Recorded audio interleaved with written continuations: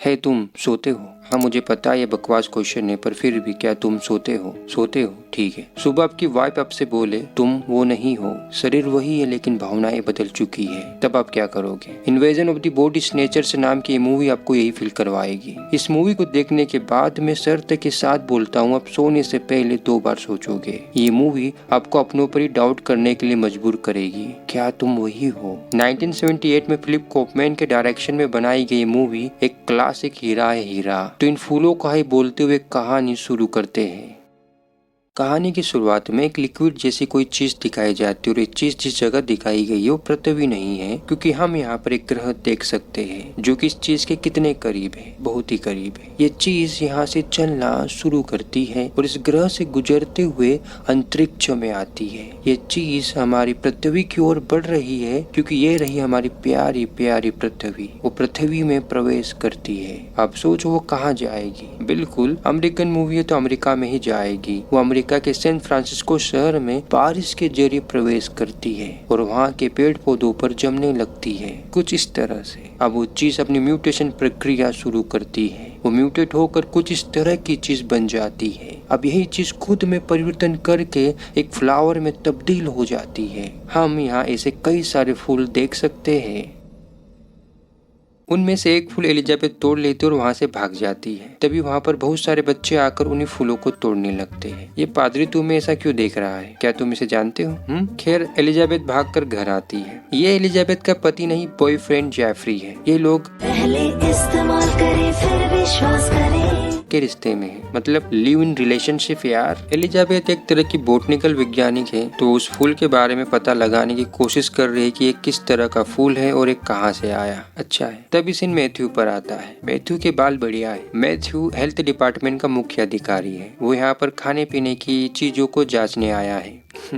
तुम इसे देखो, फिर इसे देखो, फिर इसका रिएक्शन देखो। क्या समझे? नहीं क्या समझे? कुछ गड़बड़ है। मैथ्यू अपनी जांच शुरू करता है। उसे कुछ मिलता है। वो पूछता है ये क्या है? तो ये दोनों बोलते हैं ये इरेक्टर है। मैथ्यू ना ना ना ना ना ना, ये इरेक्टर नहीं है, ये चूहे की लैंडी है। और लैंडी पहचानते हो क्या होती है? जी हाँ, चूहे की पोटी। ये दोनों मना करने लगते हैं, नहीं ये चूहे की लैंडी नहीं है, ये तो इरेक्टर ही है। मैथ्यू अच्छा ठीक है, तो फिर इसे खाओ। हेनरी नहीं खा पाता। हैंस प्रूव वो लैंडी ही है, देखना ये कुछ करने वाला है। तभी मैथ्यू इस लैंडी के कारण तुम्हारा लाइसेंस जल्द ही समाप्त होने वाला है हेनरी। खैर मैथ्यू वहाँ से निकलकर किसी को देखते हुए कार में है। कार कैसे हालत किसने की? ओ इन दोनों ने की। मैंने कहा था नहीं कुछ करेंगे। मैथ्यू बिना चूचा के वहाँ से निकल जाता है, जबकि वो एक सरकारी अधिकारी है। वो पुलिस कंप्लेन भी नहीं करता। किसी ने कहा है कि समझदार लोग लड़ाई से दूर भागते हैं, ये लड़ाई से डरते हैं। मैथ्यू भी उन्हीं में से है। इधर एलिजाबेथ अपना काम निपटा कर आराम से सोने के लिए जेफरी के रूम में आती है। जेफरी घोड़े बेचकर सो चुका है। एलिजाबेथ टाइम चेक करती है। इम्पोर्टेंट वो फूल है जो कि वहीं पर है। फिर एलिजाबेथ भी सो जाती है। इसे एक पप्पी भी लेती है। सीन उस फूल पर तकरीबन 25 सेकंड तक बना रहता है। 25 सेकंड, ऑलमोस्ट एक रील। पर क्यों? ताकि इस फूल की इम्पोर्टेंस इस मूवी में समझाई जा सके। खैर एलिजाबेथ की नींद खुलती है। सुबह हो चुकी है। जेफरी वहीं पर है, वो सफाई कर रहा है, पर वो फूल की गिलास अब टेबल पर नहीं है। जेफरी उस गिलास के टुकड़ों की सफाई कर रहा है, पर जेफरी अब कुछ अजीब तरीके से व्यवहार कर रहा है। वो एलिजाबेथ की बातों का अब ठीक से जवाब नहीं दे रहा है। वो घर का कचरा बाहर ले जा रहा है। एलिजाबेथ उसे देख रही है। जेफरी वो कचरा गाड़ी वाला आया घर से कचरा निकाल की गाड़ी में डाल देता है। गाड़ी चली जाती है, पर जेफरी उसे देखता रहता है। मुझे छोड़कर जो तुम जाओगे बड़ा पछताओगे। ये क्यों भाग रहा है? एलिजाबेथ कहाँ जा रही है? और दृश्य कुछ क्षणों के लिए इन पर क्यों ठहरा? Elizabeth department of the public health में आती है। अरे यहीं पर तो मैथ्यू काम करता है। एक्चुअली मैथ्यू और एलिजाबेथ बहुत करीबी, मतलब बहुत ही करीबी दोस्त हैं। इतने करीबी कि मैथ्यू से बिना बात के बार बार टच कर रहा है। जब एलिजाबेथ उसे जेफरी की सुबह वाली हरकत के बारे में बताती है, तो मैथ्यू उसे एक पागल डेंटिस्ट कहकर उसका मजाक उड़ाता है। तो इसका मतलब समझे, जेफरी एक डेंटिस्ट है और जेब का BF I mean best friend हमेशा मौका मिलने पर उसके प्रेमी की उसके सामने खिल्ली उड़ाएगा। और जीएफ हमेशा दांत बताते हुए हंसती रहती है। हो मैथ्यू तुम कितने फनी हो। छह खैर मैथ्यू ने उसे इस चीज की जांच करने के लिए बुलाया है। वो कहता है तुम इसकी जांच करो और मुझे बताओ कि ये इरेक्टर है या फिर कुछ और। एलिजाबेथ वहाँ से चली जाती है। वो घर में वो जेफरी से बात करने की कोशिश कर रही है पर जेफरी सही से बात नहीं कर रहा। जो बंदा बात बात पर एलिजा के मुंह में किस करता था अब वो उसकी तरफ देख भी नहीं रहा। तुम बदल गए राजा, आ गई कमी तेरे प्यार में।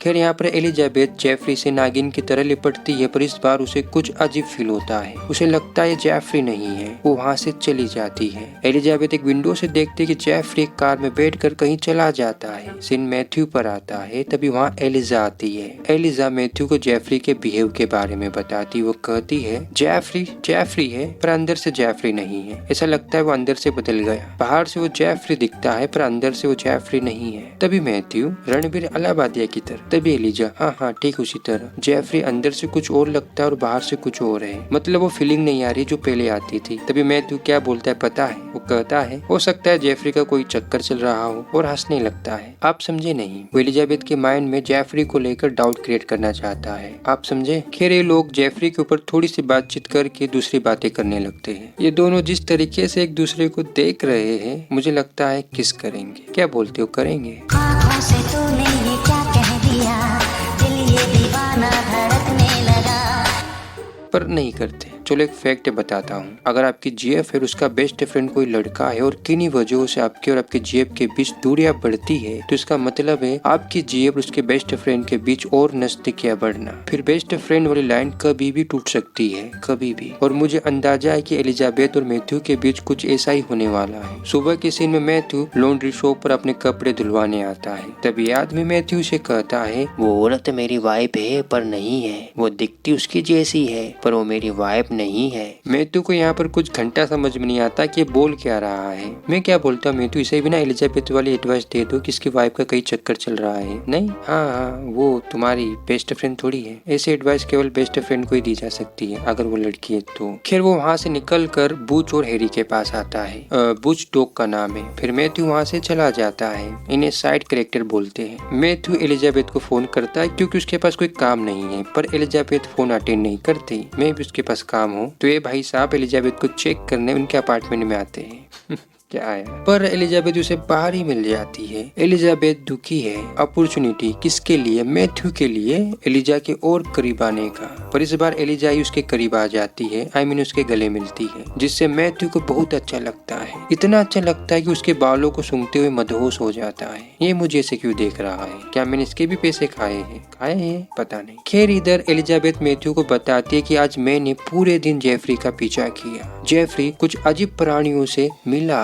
ये नहीं रहे ये उनके बीच किसी चीज का आदान प्रदान हुआ। वो दिन भर अजीब लोगों से मिलता रहा और उस चीज का आदान प्रदान होता रहा। मैथ्यू ये सारी बातें सुनकर कहता है चलो हम डेविड किबनेर से मिलते हैं। वो एक अच्छे साइकेट्रिस्ट है, देखते हैं वो क्या बोलते हैं। इन सब चीजों में साइकेट्रिस्ट कहाँ से आ गया? आया नहीं, डायरेक्टर साहब लाए। इस सीन को देखो जिसमें एलिजाबेथ रोड पर चल रही है और शहर के लोग उसे अजीब तरीके से देख रहे हैं। एलिजाबेथ को यहाँ ऐसा लगता है कि लोग वही है लेकिन उनके अंदर के इमोशन बदल चुके हैं। वो दिखने में हमारे जैसे है पर वो है नहीं, वो बदल चुके हैं। ये सारी बातें एलिजाबेथ साइकाइट्रिस्ट डेविड किबनेर को बता रही है। ये लोग एक पुस्तक पार्टी में है। तभी डेविड चलो बाहर बात करते हैं। जैक तुम यही रुको और मेहमानों को देखो। ये तीनों बाहर आते हैं। तभी डेविड एलिजा मैं यही बात 3 दिनों से सुन रहा हूँ कि लोग बदल रहे हैं, उनके पार्टनर बदल रहे हैं पर ऐसा कुछ नहीं है। ये केवल एक तरह का मानसिक भ्रम है कि लोग बदल रहे हैं जबकि वो खुद बदल रहे हैं। तभी वहाँ पर जैक भी आ जाता है। जैक को मैथ्यू संभालता है। जैक का एक स्क्रू ढीला है, वो लगातार कुछ भी बोलता रहता है। एक्चुअली जैक जो है ना जुदाई पिक्चर का प्रेस रावल है। इधर डेविड पता नहीं एलिजा को कौन कौन से उदाहरण देकर समझाने लगता है कि उसके आसपास जो कुछ भी हो रहा है बस उसका एक मानसिक भ्रम है। लोग अपनी जिम्मेदारियां उठाना नहीं चाहते इसीलिए वो ऐसे बहाने बनाते हैं कि लोग बदल रहे हैं जबकि वो खुद बदल रहे होते हैं। और गेस वोट एलिजाबेथ उसकी बातों से कन्विंस हो जाती है। उसे लगता है कि उसके दिमाग में कोई लोचा है। जब मैथ्यू जैक की बातों से परेशान होकर उसे उसके घर भेज देता है और एलिजाबेथ कार में बैठ जाती है। मैथ्यू डेविड को धन्यवाद बोलकर कार स्टार्ट करता है और एलिजाबेथ को उसके घर ले जाता है। जैक अपनी वाइफ नैन्सी के पास आता है जो मठ बेच करके कोई दुकान चलाती है। व्यूअर इसे ऐसे बोले कीचड़ में नहाने की दुकान चलाती है पर कीचड़ स्पेशल है। ये कीचड़ कैलिस्टूना ज्वालामुखी राख का बना है। खैर जैक भी नहाने चला जाता है। नैन्सी इस भारी भरकम आदमी को कीचड़ से निकलने में मदद करती है। और ये भाई साहब कीचड़ में लेट कर किताब पढ़ रहे हैं। अमीर लोगों के अमीर चूचले, क्या आप इस कीचड़ में नहाना पसंद करोगे? कमेंट करके जरूर बताएं। और अगर नहीं की तो मैं दुआ करूंगा कि आपकी होने वाली जेब का मैथ्यू जैसा कोई बेस्ट फ्रेंड हो तो सोच लेना। चलती फिरती आत्मा जैक को देखो, क्या बंदा है यार। उसकी वाइफ इतनी कड़ी मेहनत कर रही है और ये आराम से भाई साहब गर्म हवा खा रहा है। भगवान ऐसी वाइफ सबको दे।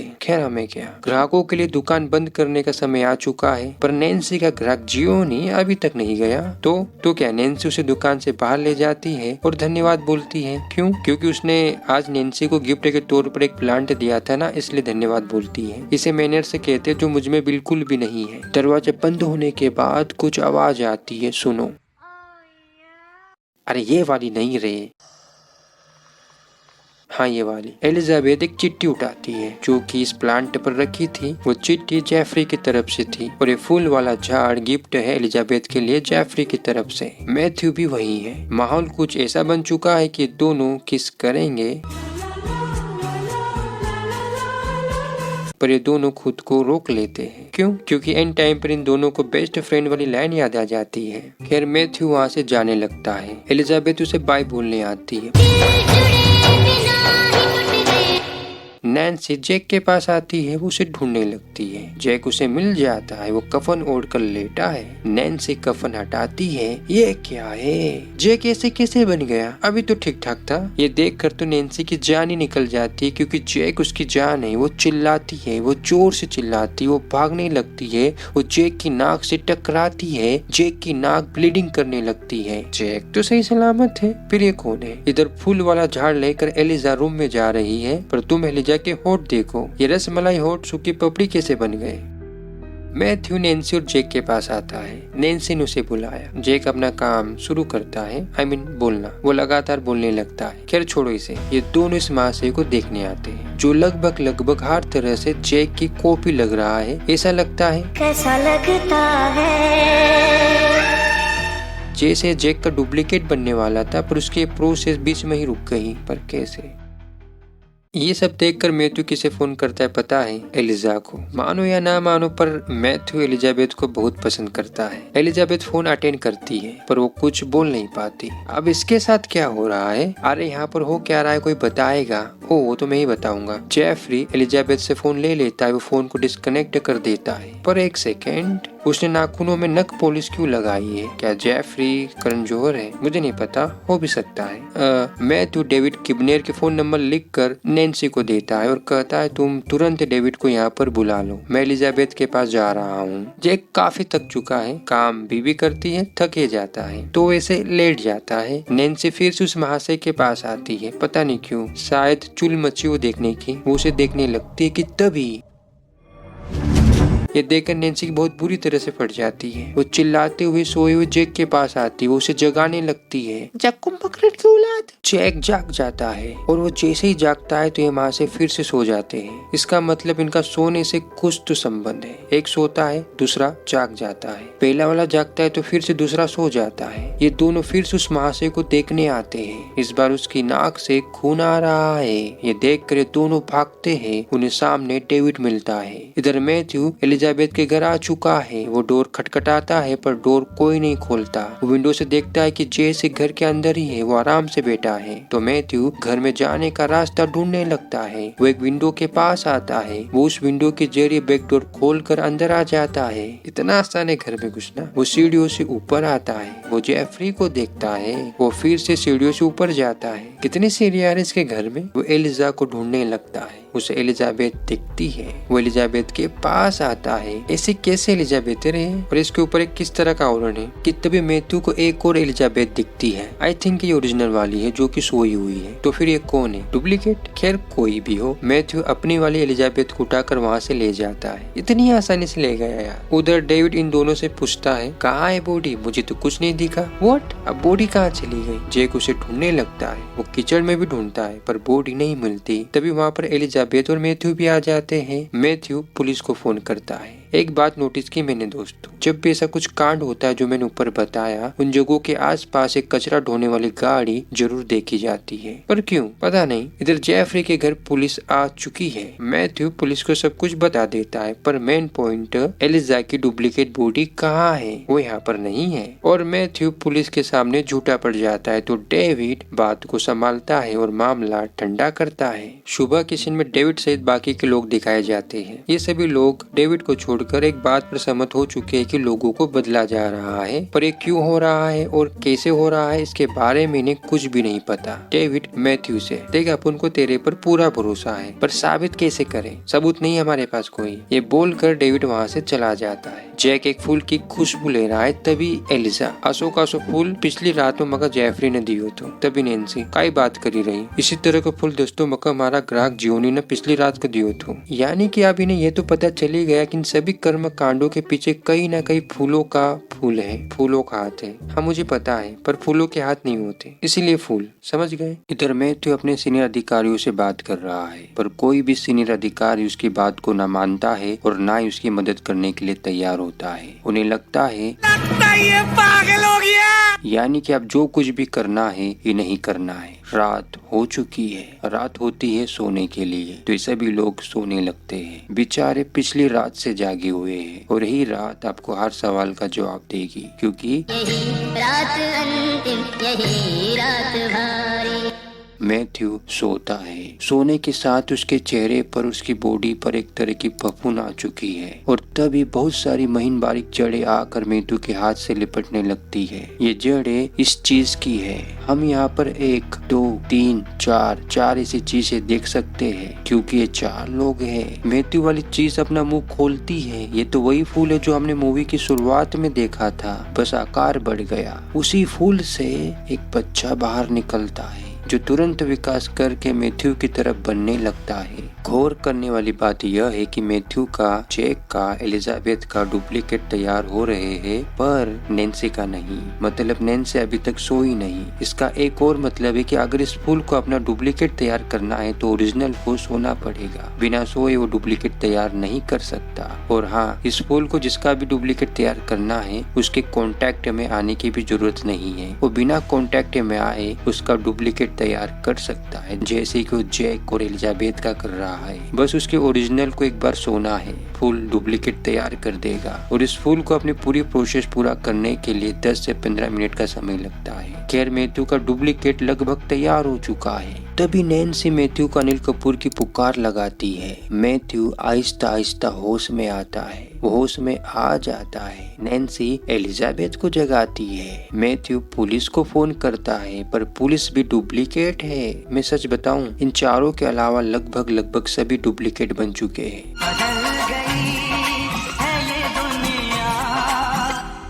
पुलिस उन्हें पकड़ने आ चुकी है। पुलिस के साथ आम डुप्लीकेट नागरिक भी उन्हें पकड़ने आ रहे हैं, तो ये लोग पीछे के दरवाजे से भागने लगते हैं। तभी पता नहीं मैथ्यू को क्या सोचता है, एक फावड़ा उठाकर अपने डुप्लीकेट को मार देता है। ये देखकर इनको गुस्सा आ जाता है। वो चिल्लाते हैं, ये लोग भाग रहे हैं। यहाँ पर जो चेसिंग सीक्वेंस होती है वो काफी बढ़िया है। फिर ये लोग सीढ़ियों के नीचे कुछ इस तरह से छिप कर इनको चकमा दे देते हैं। ये इन्हें चकमा देकर मेन रोड पर आकर भागने लगते हैं। ये लोग इस ओर जाते हैं। जैक देखता है कि वो लोग उनके पीछे आ रहे हैं। ये क्या, रास्ता तो बंद है, अब ये क्या करेंगे। वो लोग उनकी तरफ आ रहे हैं। यहाँ तक एक पुलिस हेलीकॉप्टर भी उनकी खोज कर रहा है। तभी जैक, मैथ्यू, मैं उनका ध्यान अपनी ओर करता हूँ, पर तुम मेरी नैन्सी का ख्याल रखना। जैक यह कहकर उनकी तरफ भागता है, पर नैन्सी जैक का साथ नहीं छोड़ती। वो भी उसके पीछे भागती है। मुझे अच्छा लगा। वो सभी लोग जैक और नैन्सी के पीछे जाते हैं और ये दोनों उन सभी के क्रियाकलाप छुप कर देखते हैं। खैर ये दोनों खुद को बचाते हुए कार के पास आकर कार में बैठ जाते हैं और ड्राइवर से एयरपोर्ट चलने को कहते हैं और ड्राइवर कार एयरपोर्ट की ओर ले जाने लगता है। ड्राइवर इसकी सूचना किसी को देता है। वो कार को एक ऐसी जगह पर रोकता है जहां पुलिस बिना किसी ठोस कारण के लोगों को पकड़ रही है। एक पुलिसमैन इनकी कार की तरफ आता है, पर तब तक ये दोनों कार से निकलकर भाग जाते हैं। बहुत भागते हैं, हद से ज्यादा भागते हैं। इतना भागते हैं कि मैं सोचता हूँ कि रुकेंगे कब। और इसी भागम भाग के चक्कर में मैथ्यू हैरी के फूल को लात मार देता है, जिससे उसमें से कोई लिक्विड बाहर आने लगता है। खैर दोनों यहाँ पर आते हैं जहाँ पर मैथ्यू काम करता है करता है पता नहीं। ये लोग एक टेबल के नीचे छिप जाते हैं और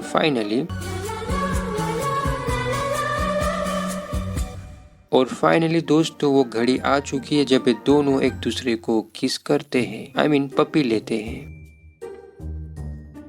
इन लोगों के यहाँ छुपे काफी समय हो चुका है। तभी एलिजाबेथ कुछ सुनती है, वो विंडो के पास आती है, मैथ्यू भी आ जाता है। हमें यहाँ पता चलता है कि किस तरह से उन फूलों को शहर के हर एक कोनों में पहुँचाया जा रहा है। ये वाली लाइन फूल लेने वालों की है और जैसे इन्हें फूल मिलता है तो ये लोग फूल लेकर वहाँ से चले जाते हैं। ये जो बिल्डिंग है इसमें बहुत सारे फूलों को स्टोर करके रखा गया है, पर सवाल है इतने सारे फूल आ कहाँ से रहे हैं। तभी ये लोग कुछ ढूंढने लगते हैं, पता नहीं क्या। इसी दौरान एलिजा को नींद भगाने वाली दवा मिलती है, तो मैथ्यू और एलिजा उस दवा की 5-5 पिल्स खा लेते हैं ताकि नींद ना आए, क्योंकि उन फूलों से बचने का एकमात्र तरीका है डू नॉट स्लीप। खैर तभी वहाँ पर कोई आता है, नहीं आते हैं। ये तो जैक, डेविड, जेफरी है, नहीं इन लोगों के डुप्लीकेट। हाँ वही है। डेविड इन लोगों को नींद आने का कोई हल्का सा इंजेक्शन लगा देता है और जैसे ये काम खत्म हो जाता है तो जेफरी और बाकी के लोग बाहर चले जाते हैं। केवल डेविड और जैक ही अंदर रहते हैं। यहाँ पर डेविड उन्हें बताता है कि वो यहाँ पर क्यों आए। वो कहता है हमारे ग्रह का जीवन लगभग समाप्त हो चुका था,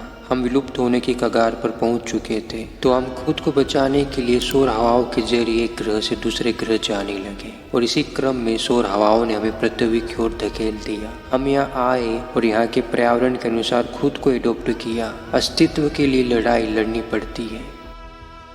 ये पूरी कहानी सुनकर मैं तो एक बार फिर से भागने की कोशिश करता है। वो जैक की गर्दन पकड़ लेता है और एलिजा डेविड के सिर में कांच की बोतल दे मारती है। इधर मैथ्यू जैक को मार देता है। वो अभी तक 2 डुप्लीकेट लोगों को मार चुका है। फिर एलिजा और मैथ्यू डेविड को फ्रिज में बंद कर देते हैं। ये दोनों वहाँ से निकलने लगते हैं। तभी इनको सामने कोई मिलता है। ये तो नैन्सी है, या डुप्लीकेट नहीं, नैन्सी ही है। इधर डेविड चिल्लाकर अपने साथियों को सचेत करने लगता है। नैन्सी कहती है हम बच सकते अगर हम कोई इमोशन ना दिखाए। ये लोग बाहर आते हैं। सिक्योरिटी उन्हें उस ओर जाने को कहती है। ये लोग जाते हैं। एक्चुअली इन्हें फूल कलेक्ट करने के लिए बोला जाता है और ये लोग उस ओर जाते हैं। तभी वहाँ पर हैरी डॉग आता है। हैरी का डॉग आता है या डॉग का हैरी आता है पता नहीं, पर हैरी का चेहरा बुश के चेहरे पर कैसे चिपक गया। कैसे? याद है जब ये दोनों भाग रहे थे तब मैथ्यू ने हैरी के फूल को लात मार दी थी, जिससे उसमें से कोई लिक्विड बाहर आया था। हाँ याद है। तो उसके कारण हैरी के फूल में टेक्निकल एरर आ जाता है, जिसके कारण हैरी और बूच ऐसे बन गए। ये देखकर एलिजा इमोशन दिखा देती है, आई मीन डरने लगती है। ये देखकर ये और चिल्लाती है। ये दोनों फिर से भागते हैं। डुप्लीकेट लोग उनके पीछे आने लगते हैं। ये दोनों जल्दी से एक ट्रक में चढ़ जाते हैं। वो लोग ट्रक के पीछे हैं। ये दोनों एक बार फिर से बच जाते हैं। काफी अच्छी किस्मत है इनकी। वो ट्रक उस जगह आता है जहाँ से इन फूलों की सप्लाई हो रही है। ये दोनों भावना रहित तरीके से चलना शुरू करते हैं और हमें यह पता चलता है कि किस तरह से फूलों की खेती की जा रही है। कुछ इस तरह से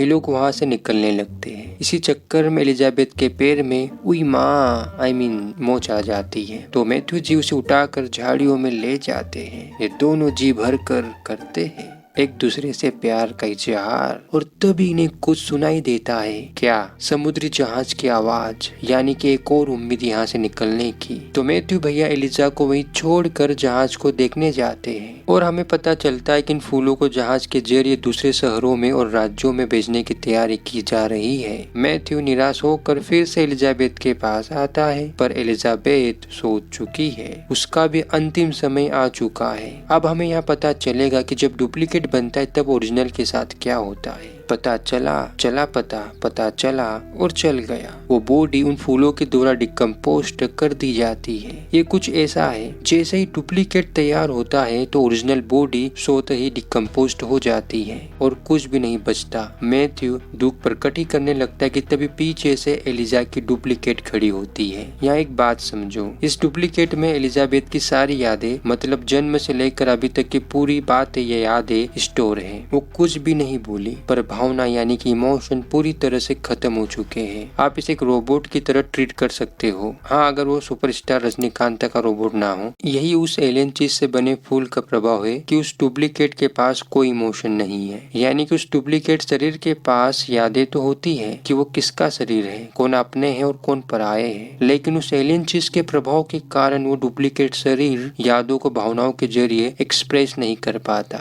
या वो एलियन चीज जो उसके अंदर है उसे ऐसा करने नहीं देती। खैर, एलिजाबेथ का डुप्लीकेट मैथ्यू से बोलता है कि तुम भी हमारे जैसे बन जाओ, हमारी दुनिया में आ जाओ, पर मैथ्यू ऐसा नहीं करता। वो वहाँ से भाग जाता है। वो उस जगह आता है जहाँ इन चीजों की खेती हो रही है। वो वहाँ पर आता है। वो एक से लेकर रस्सियाँ काटने लगता है जिनसे इनमें लगे इलेक्ट्रिक बल्ब फूटने लगते हैं और पर्दों में आग लग जाती है, जिससे फूलों की खेती बर्बाद होने लगती है। तभी वहाँ पर एलिजाबेथ का डुप्लीकेट आता है। वो मैथ्यू को देखकर चिल्लाता है। मैथ्यू भागने लगता है। डुप्लीकेट लोग उसके पीछे हैं। वो उस बिल्डिंग से बाहर आ जाता है। ये लोग उसे ढूंढने लगते हैं। मैथ्यू एक जगह आकर छिप जाता है। सुबह होती है। मैथ्यू भी वहीं है। सब कुछ नॉर्मल है। लोग अपना काम कर रहे हैं, बच्चे स्कूल जा रहे हैं, एलिजाबेथ भी अपना काम कर रही है। केवल फर्क इतना है कि उनकी भावनाएं खत्म हो चुकी है। बाकी सब कुछ पहले जैसा ही नॉर्मल है। काम की समय सीमा समाप्त हो चुकी थी। वो लोग घर जाने लगते हैं। मैथ्यू भी ऐसा ही करता है। वो भी घर जाने लगता है। मैथ्यू कहीं जा रहा होता है कि तभी उसे नैन्सी बुलाती है। वो उसके पास आती है। वाओ, यह अभी तक उस एलियन चीज से बची हुई है। पर तभी मैथ्यू चिल्लाता है, मतलब ये वाला मैथ्यू डुप्लीकेट है। नैन्सी का भी कट गया और इसी के साथ ये मूवी खत्म हो जाती है। एक सवाल है, अगर डुप्लीकेशन की प्रक्रिया बीच में ही रुक जाती है तब क्या होता है, जैसे कि इस सीन में हुआ। इन आधे अधूरे डुप्लीकेटों का क्या हुआ? आपको ये सीन याद है जहाँ इस महाशय के नाक से खून आता है? नाक से खून आने का मतलब था कि ये महाशय मर चुके हैं। और जैसे ये लोग कुछ समय के लिए बाहर जाते हैं, जिस तरह एलिजाबेथ की बॉडी स्वतः ही डिकम्पोस्ट हो गई थी, ठीक उसी तरह ये महाशय भी डिकम्पोस्ट हो जाते हैं। पर इस मूवी में सस्पेंस बनाए रखने के लिए हमें सीन कहीं नहीं दिखाए जाते।